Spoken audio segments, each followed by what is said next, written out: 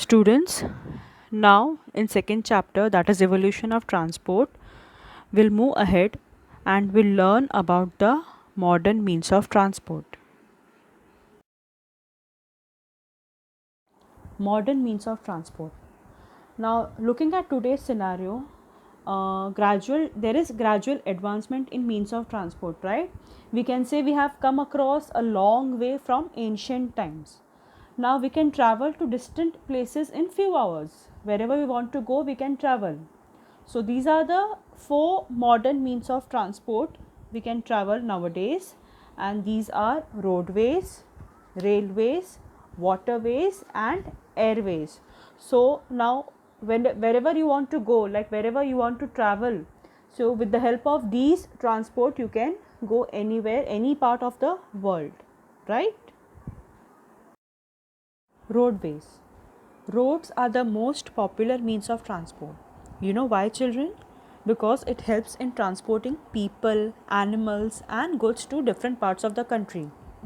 And they all are connected to each other. Like if you want to travel to Delhi or Bangalore or any other part of the country, you can go by road, as all the roads are connected. Yes, and for a country, a good network of roads is a must to deal with emergencies and for the development of the nation. So, based on different land regions, roadways can be divided into two types. So, roadways are divided into two types, that are metalled roads and unmetalled roads.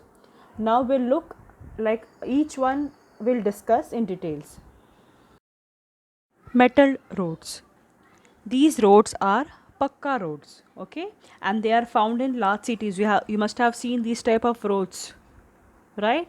So wherever you go in large cities like Delhi, Mumbai, Kolkata, or major cities, you will find these kind of roads that are Pakka roads, okay, and they are made of concrete, stones, tar, and cement.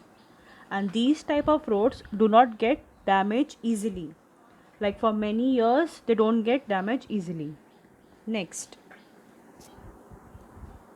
metal roads are again divided into state highways and national highways.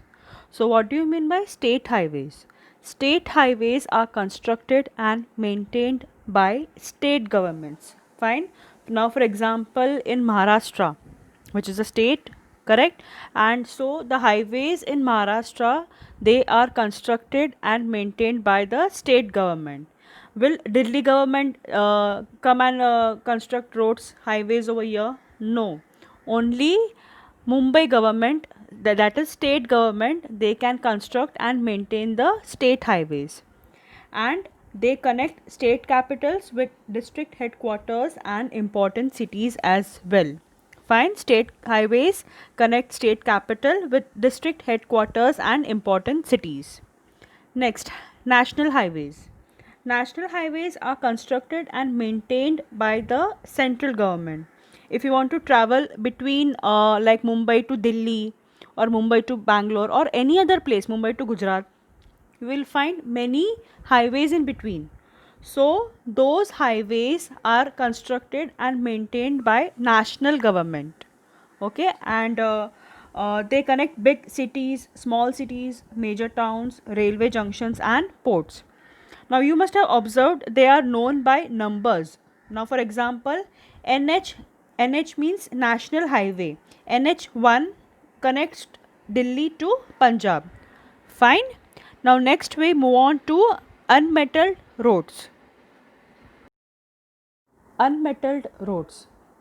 These roads are kacha roads and they are found in the rural areas. Now in some parts of village we still find these kind of roads, kacha roads. Yes, observe the picture properly. These roads are made up of mud and bricks. As it is made up of mud and bricks, it gets damaged easily, and they need frequent repair. Okay, frequent repair is must for these kind of kacha roads. So that's all, children, for today. So today what we learned about modern means of transport, and first we learned about roadways. Then roadways are again classified into metalled roads and unmetalled roads. And metalled roads are again classified into state highways and national highways. Then we saw about unmetalled roads. Now in next lecture we'll continue further about railways, waterways and airways. Thank you.